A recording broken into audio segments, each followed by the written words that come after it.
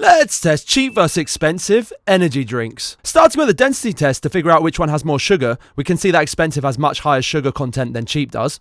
Now moving on to I've left the house slightly too late for our early morning shift run test, and I would say they were relatively equal. Maybe I felt slightly more energized with expensive since it did have quite a lot more sugar than cheap does, but it's pretty close. Next up we have our fizziness test, and we can see that expensive seems to be quite a lot more carbonated than cheap does. This makes sense as it's a denser liquid, meaning it will hold more gas. Moving on to our pre-gym pump test, and we can use the thermal camera to see when doing the dumbbell curls that our body temperature seems relatively equal on both of them while exercising, which means I'm probably about equally pumped up on both. Next up we have I told my wife I'll drink less energy drink secret drink test, and we can see that expensive is a lot louder, so you won't get away with it. Now onto our focus and dexterity test after drinking all these drinks. Both were relatively equal, although I felt slightly more jittery on cheap than I did on expensive, again maybe because of the sugar.